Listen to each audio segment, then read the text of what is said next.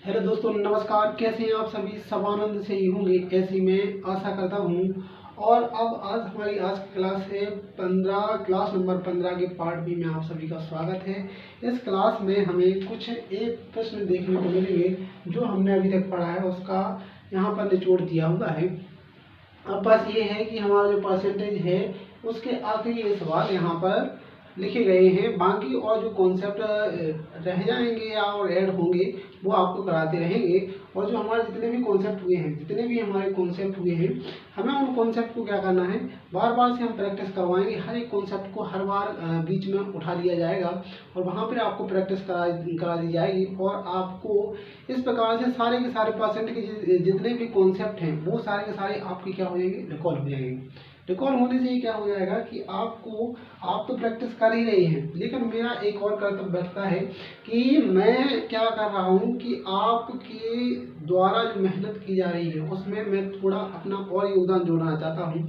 जिससे ये हो जाएगा कि जब बार बार यहाँ पर कॉन्सेप्ट परसेंटेज खोले जाएंगे तो आपको क्या होगा कि वो आपके मस्तिष्क में लगेगा कि नहीं यार, ये तो मैंने पहले ही रिवीजन कर रखा है, प्रैक्टिस कर रखी है।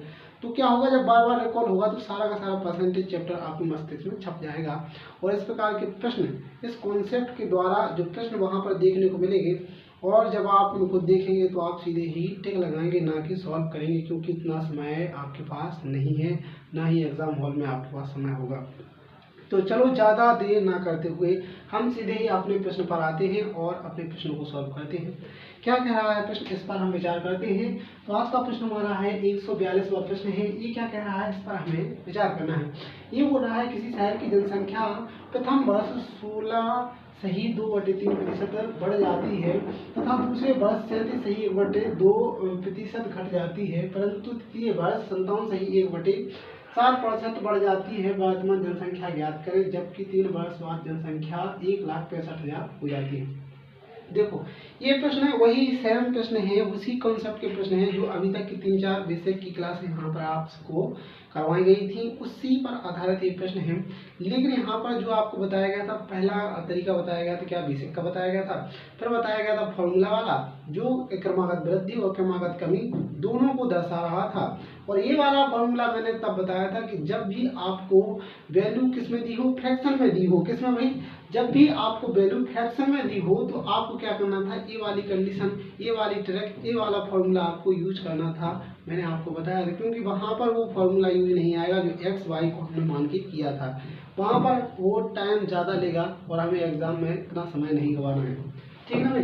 तो यहाँ पर हम इस प्रश्न को कैसे सॉल्व करेंगे, सीधे ही मैंने तरीका बताया था कि जो यहाँ पर परसेंटेज में वैल्यू लिखी हुई है, जो यहाँ पर परसेंटेज में यहाँ पर नंबर्स दिए हैं, उसको हमें क्या करना है, यहाँ पर लिख लेना है 16 सही 2/3%, ठीक है ना भाई। फिर लिखा है क्या, 37 सही 1/2%। फिर क्या लिखा है भाई, 57 सही 1/7%, ये लिखा है। बस इसको आप क्या कर लेंगे, फ्रैक्शन में लिख लेंगे। 16 सही 2/3% का मतलब कितना होता है, 1/6, ठीक है ना भाई।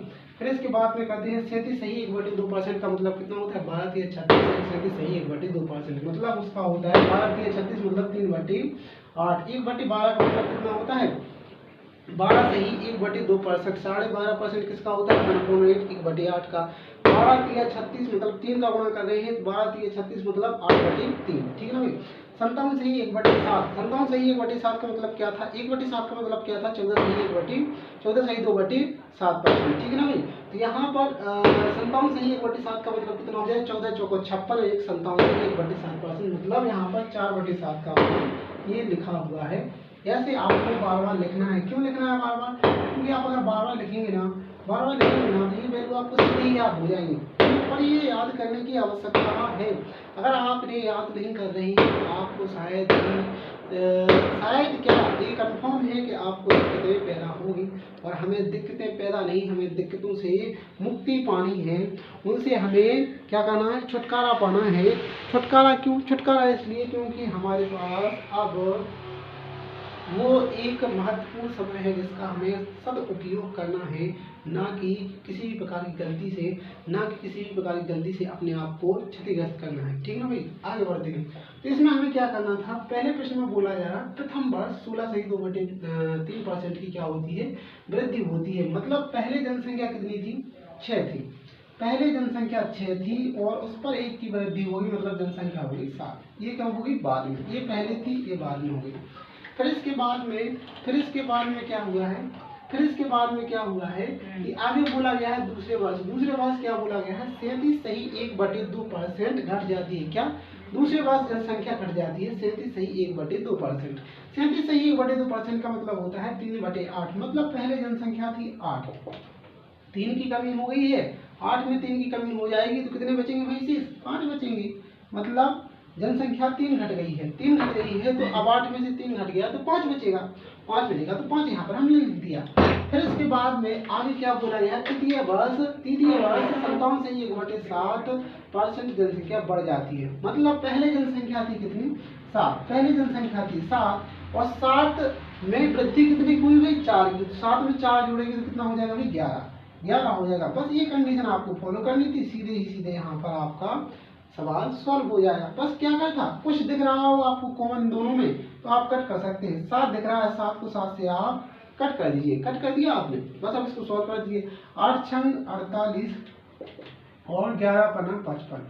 अब यहाँ पर बोला ये गया था, क्या बोला गया था, बोला ये गया है कि वर्तमान जनसंख्या ज्ञात करें। वर्तमान जो जनसंख्या है वो ज्ञात करनी है, वर्तमान जनसंख्या ज्ञात करें, जबकि 3 वर्ष बाद जनसंख्या कितनी हो जाती है, 1,65,000 हो जाती है। तो वर्तमान स्थिति कौन सी है भाई, वर्तमान स्थिति अभी बोला गया 3 साल बाद जनसंख्या कितनी हो जाती है, इतनी हो जाती है।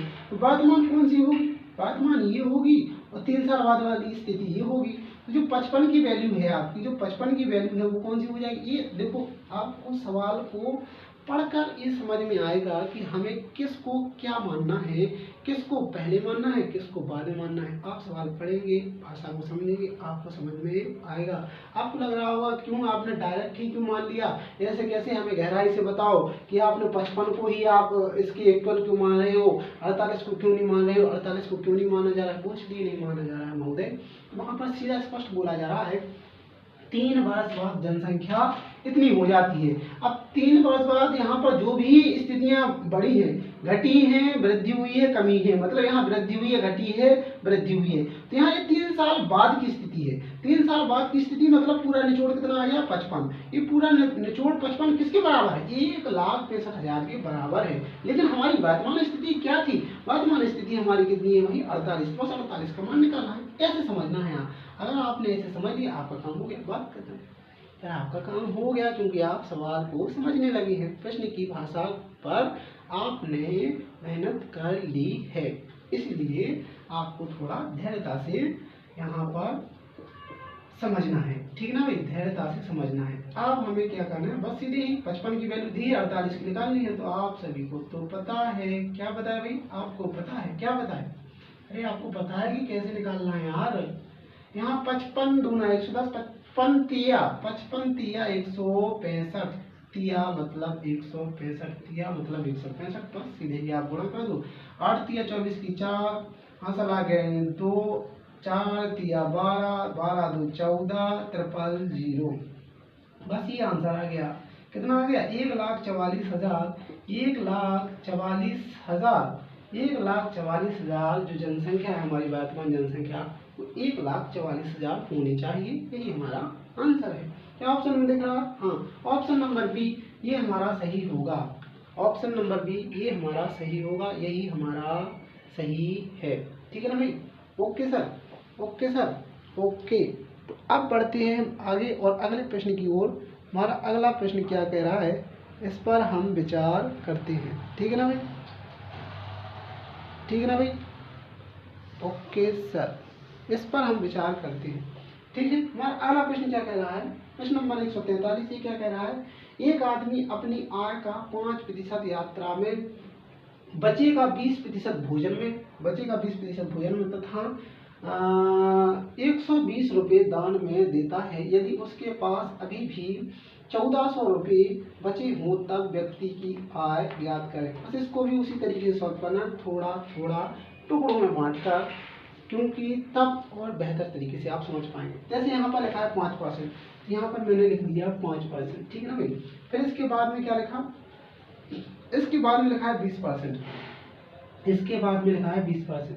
5% का मतलब कितना होता है 1/20, 20% का मतलब कितना होता है 1/5, ठीक है ना भाई। Okay sir. फिर यहाँ पर क्या लिखा है, कुछ नहीं लिखा, सीधे ही सवाल पे आते हैं और जहां तक विराम देना है वहां पर रुकते हैं। 5% यात्रा में खर्च करता है। 5% मतलब पहले मेरे पास 20 रुपये थे, फिर मैंने खर्च कर दिया 1 रुपया, तो हमारे पास बचे 9 रुपये, ठीक है ना भाई, मेरे पास 9 रुपये बचे, ठीक है। फिर इसके बाद में हम बात करते हैं कि यहाँ पर बोला गया है कि बचे का 20% भोजन में भी उसने खर्च किया है, तो मतलब मेरे पास 5 रुपये थे। मेरे पास कितने थे भाई, मेरे पास 5 रुपये थे। तो यहाँ पर क्या हुआ कि मेरे पास 20 रुपये थे, 20 रुपये में मैंने क्या कर दी भाई, 1 की कमी कर दी, तो मेरे पास अब धन बचा कितना 19 रुपये। फिर इसके बाद में मैं आता हूँ कि आगे क्या बोला गया है कि 20% भोजन पर खर्च किया, मतलब मेरे पास 5 रुपये थे, मेरे पास 5 रुपये थे और मैंने 1 रुपये किस पर, भोजन पर खर्च कर दिया। मेरे पास 5 रुपये थे, मैंने 1 रुपये भोजन पर खर्च कर दिया, कितने बचे, 4 बचे। बस ये आपके पास वैल्यू आ गई, इसको आप सॉल्व करेंगे। आप काट भी सकते हैं, 4 एकम 4 और 4 पंचे 20, मतलब यहाँ पे 25 की वैल्यू आ गई है, यहाँ पर 19 की वैल्यू आ गई। अब हम कहाँ तक पहुँचे थे, यहाँ तक पहुँचे थे। यहाँ पे आपको विराम देना पड़ेगा सर जी, यहाँ पे आपको विराम देना पड़ेगा श्रीमान महोदय। अब यहाँ पे विराम दिया, तो अब जो आगे वाली कंडीशन है, यहाँ पर हमने कुछ भी नहीं किया, कुछ भी नहीं किया आपने, तो अब यहाँ पर आप आगे नहीं बढ़े हैं, तो यहाँ पर अब खर्चा नहीं किया गया है, कुछ भी नहीं किया गया है। सॉल्व करेंगे सीधे यहीं पर। तो यहाँ पर अब क्या, मेरे पास 25 रुपये थे, 25 में से 19 रुपये खर्च हो गए, लेकिन यहाँ पर बोला जा रहा है कि 120 दान दिए थे और फिर उसके पास अभी भी 1400 रुपये बचे हुए हैं। तो यहाँ पर ध्यान देने योग्य बात ये है कि 1400 रुपये तो उसके पास है ही, लेकिन हमने क्या कर दिए, 120 रुपये क्या कर दिए दान, लेकिन हम तो आगे बढ़े ही नहीं, हम तो यहाँ से आगे बढ़े नहीं। जब बढ़े नहीं तो हमें 120 इसमें जोड़ने पड़ेंगे, हमें 120 इसमें जोड़ने पड़ेंगे, तो कितना हो जाएगा 1520। 1520, अब ये 1520 आखिरकार किसकी वैल्यू आ गई, आखिरकार 1520 किसकी वैल्यू है, ये 1520 है ना, ये हमारे 19 की वैल्यू है। अब बात दिक्कत की आती है, आखिरकार अब बात दिक्कत की क्यों आती है, दिक्कत की इसलिए आती है कि आखिरकार ये 19 की वैल्यू क्यों है यार, क्यों है, क्योंकि अब धनराशि शेष बची हुई है, मैंने खर्च कर चुका हूँ। यहाँ जैसे मेरे पास कितना था, 25 रुपये था, अब 25 में से खर्च कर चुका हूँ मैं, कितना, बहुत सारा खर्च कर चुका हूँ, लेकिन मेरे पास 19 रुपये बचे हैं, तो ये 19 की वैल्यू तो होगी, यहाँ पे होगी कि नहीं होगी, हाँ होगी। तो अब मुझे ज्ञात किसकी करनी है, मुझे ज्ञात करनी है किसकी, मुझे ज्ञात करनी है 25 की वैल्यू, मुझे ज्ञात करनी है किसकी, 25 की वैल्यू, मुझे क्या करना है, 25 की वैल्यू ज्ञात करनी है, ठीक है ना भाई, मुझे 25 की वैल्यू ज्ञात करनी है। तो बस कुछ नहीं, क्या नहीं करना भाई, कुछ नहीं करना, उसमें से भागा और 25 से गुणा कर दो। तो यहाँ पर 25 की वैल्यू मैं यहाँ पर निकालूंगा, 15 20, यहाँ पर 25 से गुणा होगा, 19 से भाग होगा, 19 8 152, 19 8 152, 8 से गुणा कर दो आप, 8 पंचे 40, 8 पंचे 40, हंसा लागे 4, 8 दूना 16, 16 और 4 14, 16 और 4 20 होता है, ना कि 14। भैया जी क्या बोला जा रहा है, क्या बोला जा रहा है, क्या बोला जा रहा है, हाँ क्या बोला जा रहा है। तो हमारा आंसर आना चाहिए 2000, और हमसे पूछा क्या गया था, हमसे पूछा गया था व्यक्ति की आय ज्ञात करें, व्यक्ति की आय मतलब 25 की वैल्यू ज्ञात करें, हमारी 25 की वैल्यू यहाँ पर 2000 रुपये होगी। हमें क्या ऑप्शन में 2000 रुपये दिख रहा, हाँ ऑप्शन नंबर ए हमारा सही होना चाहिए, यही हमारा सही है, ऑप्शन नंबर ए हमारा सही है, अर्थात जो व्यक्ति की आय है, आय क्या थी 2000 रुपये थी। ओके सर, अब बढ़ते हैं आगे प्रश्न क्या कह रहा है, प्रश्न नंबर 144 ये क्या कह रहा है, एक कॉन्ट्रैक्टर है, कॉन्ट्रैक्टर का मतलब कोई भी ठेकेदार होता है ना, कॉन्ट्रैक्टर जो किसी भी कार्य को करने के लिए क्या करता है, ठेका लेता है और उस कार्य को पूर्ण करने का समय निश्चित करता है, पैसे वगैरह सारी चीजें रहती हैं, वही कॉन्ट्रैक्टर की यहाँ पर बात की जा रही है। एक कॉन्ट्रैक्टर के पास कुछ तार है, वहां पर बताया जा रहा है कुछ भी काम कर रहा था, उसके पास तार है, तार बोले तो तार क्या होता है, क्या होता है, तार वायर बोल सकते हैं आप, जो डोरी वगैरह होती है वायर, उसका तार है। ठीक है भाई, 10% भाग चोरी हो जाता है, जो तार था उसका 10% भाग चोरी हो गया। अच्छी बात, हो गया, कोई बात नहीं। चोरी कर लिया जाता है, बचे का 70% भाग बेच दिया जाता है। कहने के तात्पर्य अब जो बचा है उसका 70% भाग बेच दिया जाता है। तार की लंबाई, तार की वास्तविक लंबाई ज्ञात करनी है कि क्या थी तार की वास्तविक लंबाई। यदि 810 मीटर तार अभी भी बचा है, अभी भी तार बचा हुआ है, दादा चोरी भी कर लिया है, उसके साथ साथ बेच भी दिया है, फिर भी तार बचा हुआ है, मतलब तार बहुत ज्यादा था। इससे कोई ताल्लुक नहीं कि तार कितना था, बहुत ज्यादा था, कम था, ये महत्वपूर्ण नहीं है। महत्वपूर्ण केवल और केवल ये है कि हमारे प्रश्न में क्या क्या दिया है और हमें उसे किस किस तरीके से सॉल्व करना है, बस ये महत्वपूर्ण है। ठीक है ना भाई? ओके सर, तो हम सीधे ही सॉल्व करते हैं। किस तरीके से करते हैं, इस बार हम आते हैं 10%। 10% का मतलब कितना होता है, 1/10। फिर इसके बाद में आते हैं 70%। 70% का मतलब कितना होता है भाई, 70% का मतलब होता है 7/10। मतलब अब हम सवाल पे उतारते हैं। यहाँ पर बोला गया था, क्या बोला गया था, यहाँ पर बोला ये गया था कि 10% भाग चोरी कर लिया जाता है। मतलब मेरे पास 10 यूनिट तार था, 10 यूनिट में से 1 यूनिट चोरी कर लिया गया, मतलब 9 यूनिट अभी भी मेरे पास तार बचा हुआ है। ठीक है, सेकंड लाइन मतलब दूसरी लाइन क्या कह रही है, 70% भाग बेच दिया जाता है। मेरे पास 10 यूनिट तार था, उसमें से 7 यूनिट बेच दिया गया है, तो अब मेरे पास शेष तार बचा है 3 यूनिट। ठीक है ना भाई? ओके, बस यहीं से ग्राम देना है, बस और करना है। 10 10 100, 9 तिया 27। अब यहाँ पर बोला ये गया है कि यहाँ मेरे पास तार इतना था और अब बाद में अंत में तार मेरे पास 27 यूनिट बचा है।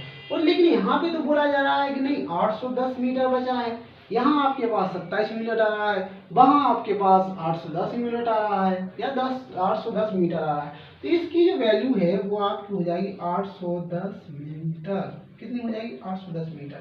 लेकिन हमें तो 100 की याद करनी है, तो 27 से कम, 27 27 तिया 81, 27 तिया 81 कितना हो जाएगा भाई, 27 तिया क्या भाई, तिया क्या भाई, तिया 27 तिया 81। ओके सर, 27 तिया 81, बहुत बढ़िया। 27 तिया 81, बहुत बढ़िया। ओके, 27 तिया 81, बहुत बढ़िया। तो यहाँ पर क्या था, 27 तिया 81, तिया तिया 81, अच्छी बात है। लेकिन हमें तो याद करनी है 100 यूनिट की। 100 यूनिट की आप वैल्यू याद करेंगे तो यहाँ पर हो जाएगा कितना, 3000 मीटर। 3000 मीटर।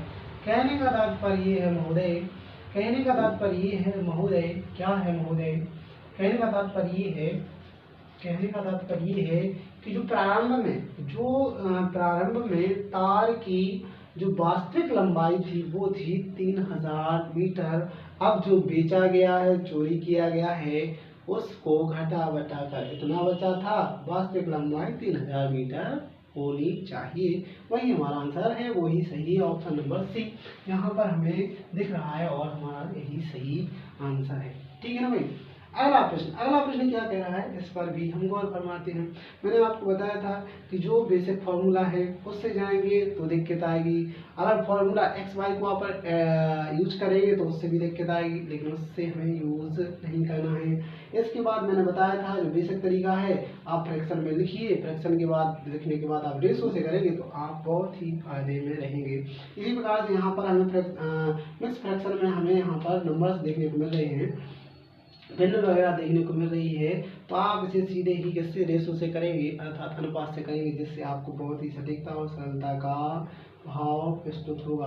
तो यहाँ पर सीधे ही आते हैं हम अपने प्रश्न पर। 37 सही 1/2% का मतलब क्या होता है, जो 37 सही है 1/2%, इसका मतलब कितना होता है, 12 तिया 36, 12 तिया 36 मतलब 3/8 होता है। ठीक है, 20% का मतलब कितना होता है, 20% का मतलब होता है 1/5, अच्छी बात है। 10% का मतलब कितना होता है, 10% का मतलब होता है 1/10। फिर इसके बाद में 9 सही 1/11 का मतलब कितना होता है, 9 सही 1/11% का मतलब कितना होता है 1/11।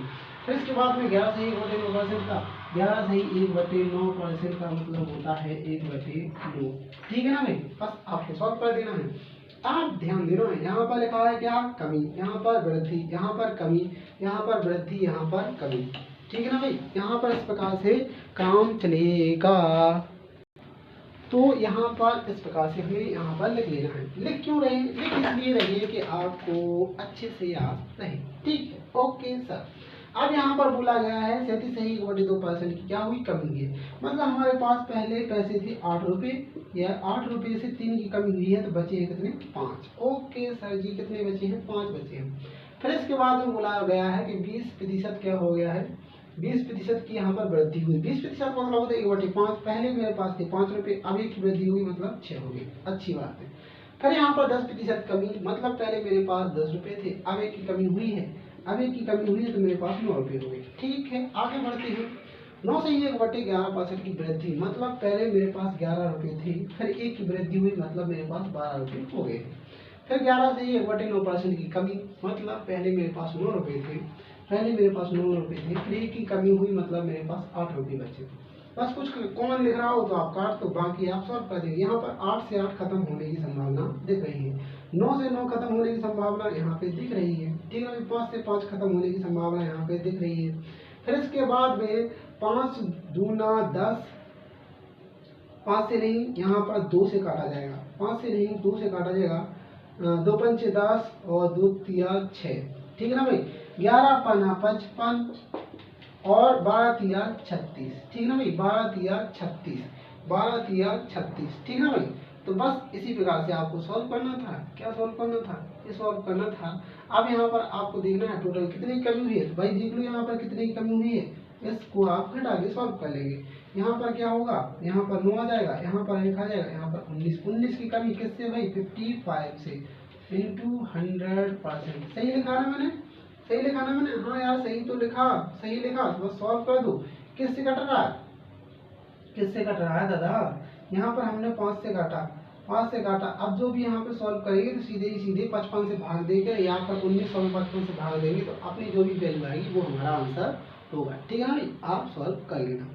अब हम बात ये करते हैं कि जो हमारा परसेंटेज चैप्टर चल रहा था, यहाँ पर हम उसे समाप्ति एवं विराम देते हैं, क्योंकि यहाँ पर बहुत ही अच्छे तरीके से सारे के सारे कॉन्सेप्ट कराए गए हैं, और इन कॉन्सेप्टों को आपको फॉलो करना है, हर बार इनकी प्रैक्टिस करना है। मैं ये भी आपके साथ जुड़ चुका हूँ। मैं इसलिए जुड़ चुका हूँ कि अब क्या होगा, हर एक कॉन्सेप्ट को बीच बीच में आपके सामने रखा जाएगा, क्योंकि आपका रिकॉल होगा, आपको पता चलेगा कि हाँ मैं भूल रहा हूँ, रिवीजन कर रहा हूँ, ठीक चल रहा है, क्या हो रहा है। तो हर बार कॉन्सेप्ट को उठाया जाएगा, जिससे आपके दिमाग में वो कॉन्सेप्ट बैठ जाएंगे। ठीक है ना भाई। तो अब हम देखते हैं कल हमें कौन सा नया चैप्टर देखने को मिलता है, और इन सभी अभी तक जितने कॉन्सेप्ट कराए गए हैं वो यहाँ पर इस बोर्ड पर लिखा दिए जाएंगे, और आप भी कोशिश करेंगे नए कॉन्सेप्ट ऐड कर सकें, नए सवालों को अपने उसमें ऐड कर सकें सिलेबस में। तो आप कोशिश करते रहें। यहाँ पर कॉन्सेप्ट लिखा दिए जाएंगे और आपको प्रस्तुत कर दिए जाएंगे, जिससे आपको पता चल जाएगा कि आखिरकार परसेंटेज में कितने टोटल कॉन्सेप्ट दिख रहे हैं। ठीक है ना भाई। तो आज के लिए इतना ही रखते हैं, फिर मिलते हैं हम कल और देखेंगे एक अच्छे परफॉर्मेंस के साथ और नए चैप्टर में। ठीक है ना भाई। जय श्री राधे कृष्ण।